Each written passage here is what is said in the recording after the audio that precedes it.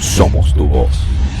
Aaron Olmos, economista, docente, investigador, director de Olmos Group, está ya con nosotros. Profesor, como siempre, un gusto recibirle. ¿Cómo está? Sí, buenos días. ¿Cómo está, Vanessa? Lo vi con el favor de Dios por acá. Ya hace meses, varios meses atrás, nosotros llegábamos a conversar aquí en el programa sobre la expectativa y temores que había en Estados Unidos sobre una posible recesión. Y veíamos cómo colapsaban las bolsas, caían las criptomonedas, el precio del petróleo, del oro, justamente por mayores temores a que Estados Unidos cayera en recesión y además a la expectativa de los recortes que pueda anunciar la Fed. Pero si ya hablábamos de esto hace unos meses, ¿qué ha hecho que esos temores de que Estados Unidos entre en recesión aumenten? Bueno, fíjate, el día lunes fue un día bien complejo porque en las bolsas de valores globales todos los precios de las principales acciones comenzaron a bajar. Y esto tiene diferentes explicaciones, ¿no? Muchas cosas que están pasando al mismo tiempo, ¿no? Hay que recordar que al principio, un proceso de recesión es una fase del ciclo económico donde el PIB tiende a caer. Y esto de alguna manera es respuesta a el comportamiento de los inversionistas, tomadores de decisiones de política económica que afectan entonces estos grandes indicadores de la economía. ¿Qué está pasando? Como tú bien lo decías, hace unos meses atrás hablábamos de esto. Para que un país no entre en recesión, hay que hacer política económica, política económica tiene que ser coordinada, tiene que ser política económica monetaria, cambiaria, fiscal y comercial, y básicamente aquí se hacen estrategias sobre tipos de interés, estrategias para hacer el dinero más barato, estrategias para que las inversiones crezcan, estrategias para producir más, ¿no? ¿Qué pasó el día lunes? El día lunes vimos que la gran mayoría de las acciones de las empresas, sobre todo las tecnológicas, comenzaron a caer a gran velocidad. ¿Cuál es parte de la explicación de esto? Bueno, la economía estadounidense y las grandes economías del planeta todavía no se han recuperado al 100% de los estragos que hubo del COVID y sobre todo los estragos generados por las tomas de decisiones de los creadores de políticas en estos países para tratar de mantener los niveles de ingresos. Recordemos que se imprimió muchísimo dinero y este dinero luego se convirtió en un gran problema, ¿no? La Reserva Federal ha estado con una política de revisión del tipo de interés. Recordemos que el tipo de interés que fijan los bancos centrales tiene un efecto directo sobre el costo del dinero, es decir, hacer más costoso el pedir dinero para invertir, para consumir, para hacer muchas cosas. Y recientemente, pues, tanto Japón como la Reserva Federal de Estados Unidos, la Banco Central de Japón, hicieron modificaciones en su tipo de interés. Entonces, esto ha afectado a los mercados porque de alguna manera se ha hecho más costoso el tener dinero para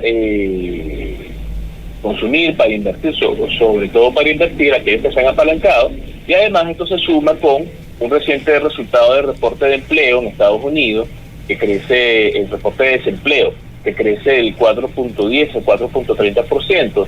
Pareciera que es muy tonto para nosotros en Venezuela, porque los valores nuestros a nivel de macroeconomía tienden a ser muy elevados, pero en economías también bastante planificadas y con tanto poder como Estados Unidos, un reporte de empleo de este nivel, pues enciende las alarmas porque te quiere decir que muchísimas personas están quedando sin trabajo y que estas personas sin trabajo más bien van a generar un efecto negativo sobre el consumo, la propia dinámica económica, y está haciendo que los actores en los mercados comiencen a tomar sus decisiones y sobre todo, lo hablamos ahora, el tema de Japón con el aumento del tipo de interés al 0.25 que tuvo un efecto sobre la gente que estaba apalancada, ¿no? También. Cuando tienes una economía que generalmente sus números te muestran ciertos niveles de estabilidad a largo plazo, los factores económicos de alguna manera tienen una percepción de que cualquier variación, por leve que ésta sea, va a tener un efecto más que proporcional.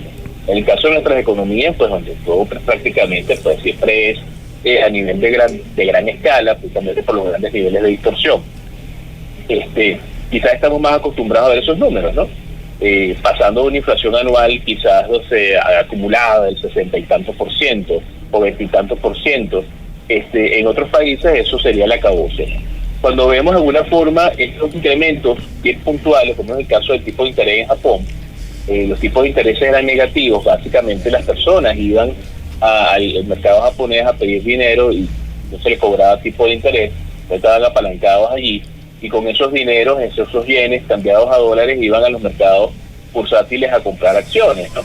El Banco Central de Japón subió el tipo de interés a 0.25, de nada, a 0.25 es bastante, y eso hace que entonces ahora el costo del dinero sea más elevado.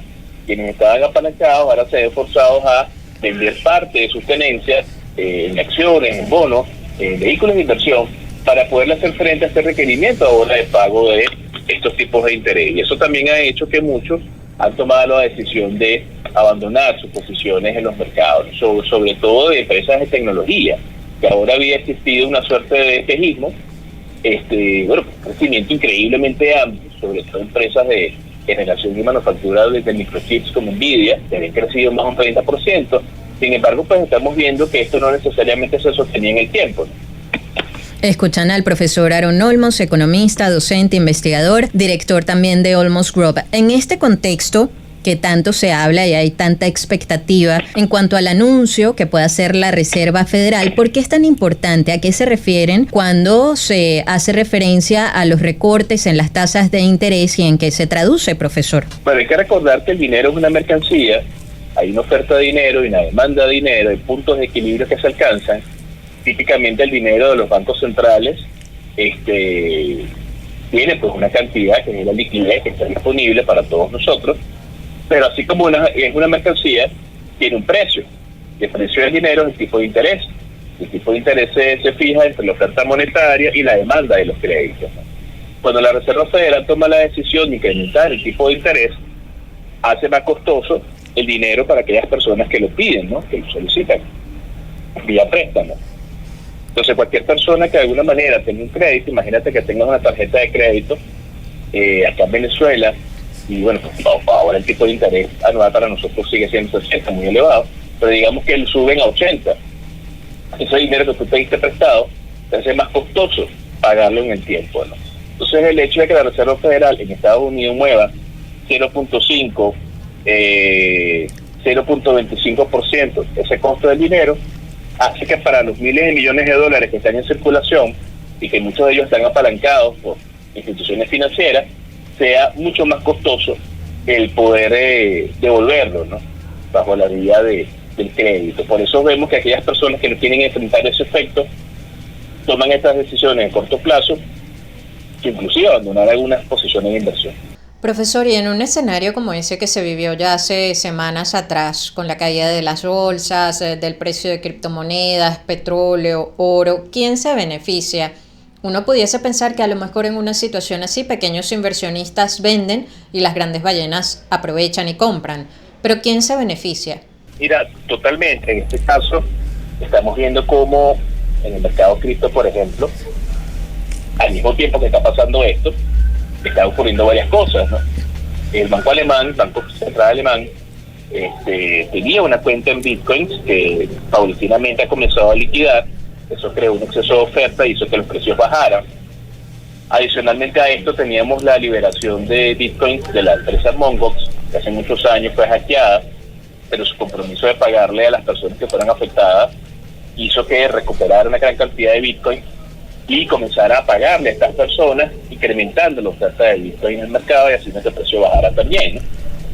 Y más recientemente, producto de estas tomas de decisión de inversión, lo que llaman las ballenas, que son inversionistas o empresas que tienen grandes cantidades de bitcoin atesorados, han tomado la decisión de liberarse y de vender bitcoin ahorita. El precio ha comenzado a caer. Lejos de verse como algo negativo, como tú bien lo dices, hay personas muy valiosas y personas muy estratégicas que ven ahorita más bien una oportunidad de compra de criptomonedas, ¿no? Porque precisamente el precio está bajando. De hecho, Michael Saylor, que fuera el CEO de Strategy, en estos momentos está comprando. El gobierno de El Salvador, lejos de todos los memes que vemos por ahí donde supuestamente Bukele perdió el país, todo lo contrario, toma dinero y está comprando.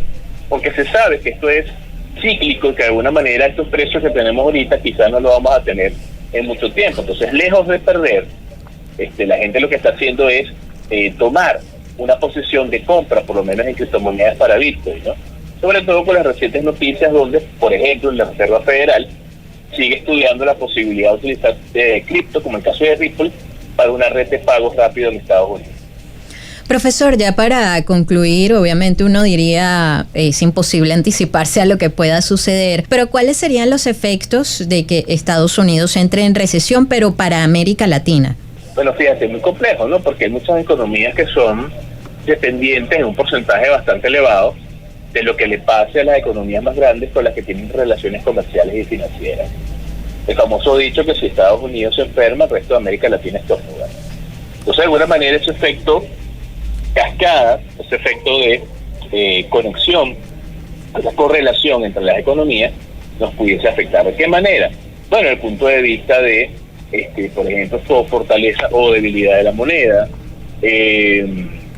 posibilidad de incrementar montos de inversión. Imagínate tú, si tienes que pagar más dinero por lo que está pasando en tu economía doméstica, quizás vas a ver menos el mercado extranjero como una opción para invertir cuando más bien tienes que solventar. Por ejemplo, en un escenario como ese, profesor, que Estados Unidos entre en recesión, ¿qué podría pasar con el petróleo venezolano? ¿Le seguiría comprando Estados Unidos petróleo a Venezuela o más bien ya acudiría a sus reservas? Bueno, hay varias cosas que ver, tienen que ver con todo este escenario que se ha planteado en Venezuela después de las elecciones, por ejemplo, ¿no? Lo que decía el Ejecutivo Nacional de abrirse a las BRICS y todo esto, donde entonces aquí se complejiza más la situación para algunos países, porque no solamente es lo económico, sino lo geopolítico, ¿no? Que está detrás de esto y lo estratégico, en el entendido que en el concierto global todos los países son importantes por diferentes razones estratégicas, pero el hecho de que, por ejemplo, un país como Venezuela pueda verse afectado por esta razón, bueno, si es posible que Estados Unidos tome una decisión